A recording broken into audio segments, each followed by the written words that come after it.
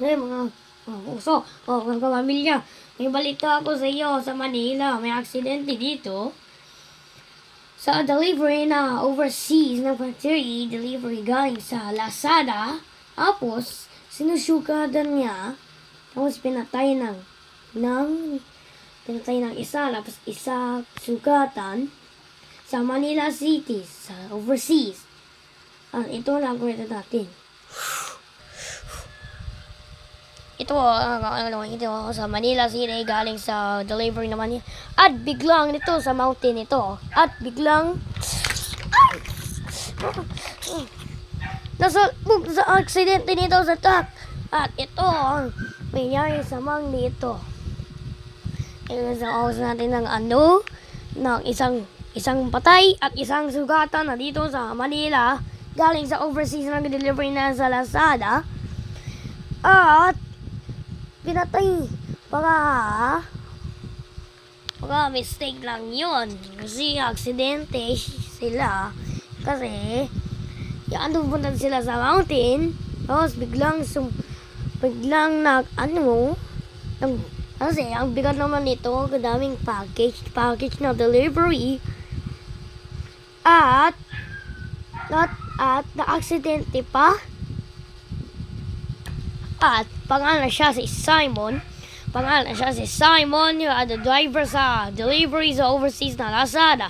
Tapos biglang nang-aksidente siya. Baka walang isang namala yata. Baka sabihin niya mga tao, namatay ng isang sugatan, ng isang patay na driver na isa. At dalawa sila mag-delivery. Tapos isang patay sa driver ni Simon at isang sugatan si TV man.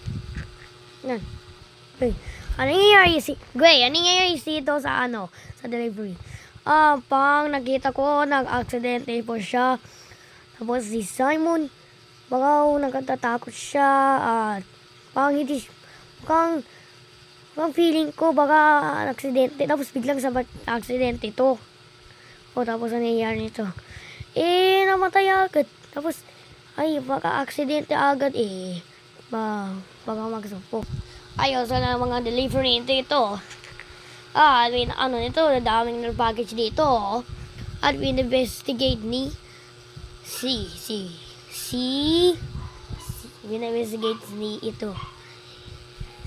Gray. Mukhang hindi naman lang dito aksidente. Hindi naman nag-aksidente dito. Kasi sobrang sugatan. Tapos, kaya aksidente dito sa sugatan. At ito, papatay sa ibang lugar na Manila. Dito ako sa Manila dito. At na-investigate na ako dun kung anong nangyayari dyan. At tapos, binanood ko ng aksidente. Yung ano nangyayari dyan sa mountain na yan kasi sobrang bigat nito. At aksidente pa. At ito ang balita nito sa Manila.